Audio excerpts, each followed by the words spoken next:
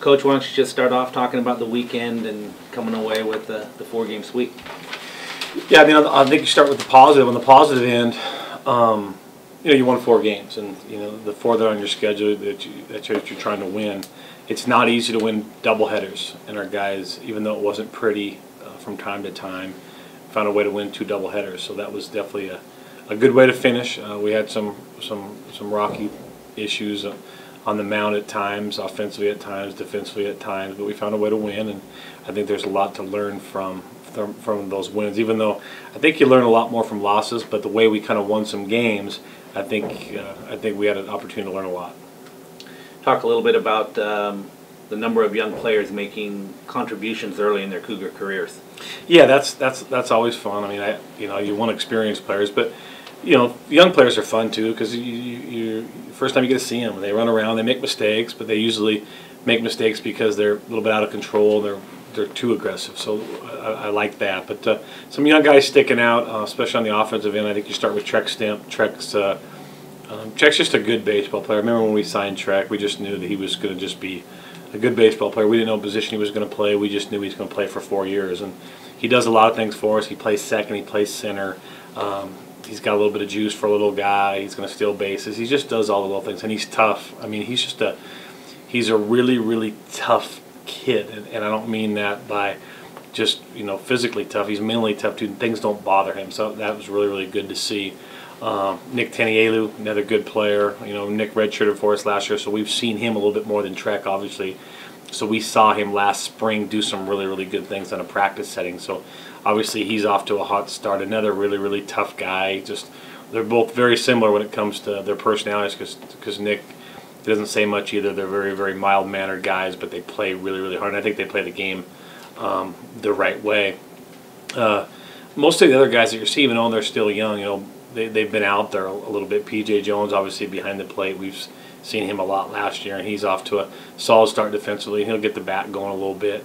Yale Rosen was out there a little bit last year, but obviously he's showing some of that power that we talked about replacing Derek Jones. And it's always hard for guys when you're talking about replacing certain guys. I mean, Derek's one of the greatest players in the history of this program. He's hit more home runs than anybody. So when you're putting Yale in that category, sometimes those kids put unwanted pressure on themselves. But I always tell Yale, like, don't be Derek, be better. And a guy like Derek would want that. He wants guys in our program to succeed at a different level than he did. So those are some of the guys that have kind of stuck out in my brain a little bit that are off to pretty good starts.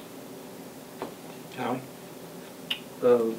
Slava and PJ, are they both 100% done? No, they're not.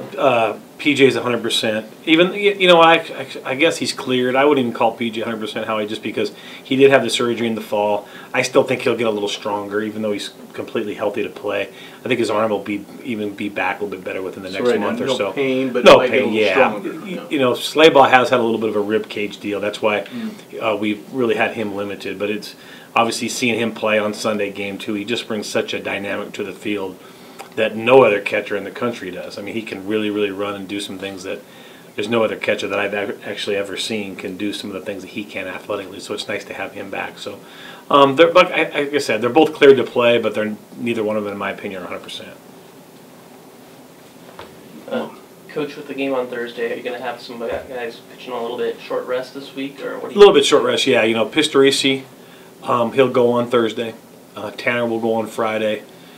Scotty Simons will go on Saturday, and Swanik will go on Sunday. Joe's pitch count was a little bit down, and he bounces back just a little bit quicker, so we decided to move him up to Thursday, and everybody was going to have to move up a day or so, except for Swanee. So we just kept Swanee there because he was having a little bit of a foot issue and had to move everybody up a day, but I think they'll all be ready in those spots. The following week, we go down to Texas, so then Joe will get an extra day. If he stays on Friday, he'll get that extra day back, and so will Tanner, because we go on Saturday.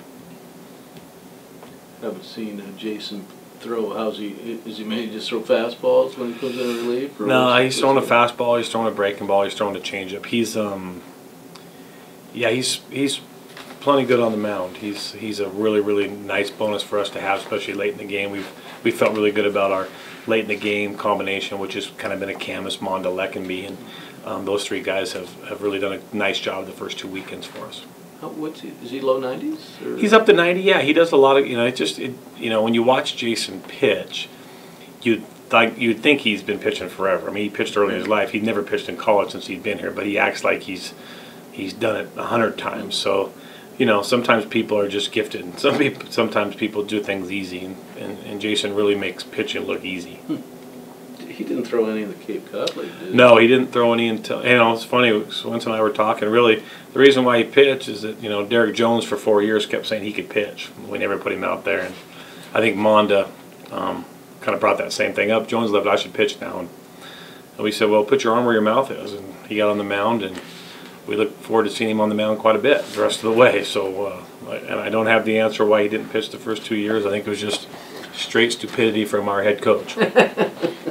Did he talk to you in the fall? Is that when you? He was actually in the fall. He's only really been throwing since December. He threw some bullpens over the break with Michael. Obviously, it's nice to have your twin brother on the team with you that's a catcher. So they did some things over the break, and Jason's still going to play center field for us. He's going to play first. He's going to hit 3 for us, and you'll see him on the mound. So some of these comparisons that they always had to Olerud since he showed up here wasn't very fair, but he's starting to make those look kind of fair. Tanner's numbers aren't great. It's real early, but anything location or no, Tanner's. I think he's just trying to be too perfect. If you're at his 2 starts, he got up early. He's not giving up a lot of hits early in the count. He's giving up hits late in the count, and he's spinning off a little bit, and the ball's getting away from him a little bit. But he's just not finishing hitters like he can. I was telling some guys the other day. The week before his last start in inter-squad before we went to West Carolina was electric. It was as good as I've ever seen him pitch.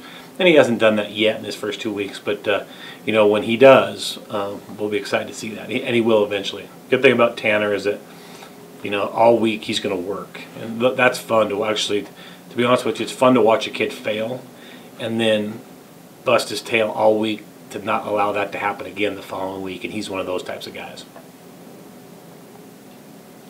Coach, for the coming weekend, you got Cal State Northridge coming up. Can you talk a little bit about what you've seen from them so far and what you're expecting? Haven't really seen a lot from them. We were putting our scouting report together from their very right-handed hitting when it comes to their offensive players. Their philosophy will be a little bit like ours. Coach Curtis is their head coach, really great guy, good coach. And him and Coach Ware coached together at Fresno State together. And so a lot of that same type of philosophy, I think Cal State Northridge will have that same thing. Also having an assistant coach that came from Fullerton, where I think they'll probably try to create some of that small ball play. So I think we might be similar type teams. Like I said, numbers can be very, very misleading the first 2 weeks, so there's not a large sample size. So once again, I think it's about what we do. It's what we do against Cal State Northridge, and I think they would probably say the same thing. Doesn't really matter what Washington State does. They probably care more about how they are going to go about their business and how they're going to do things.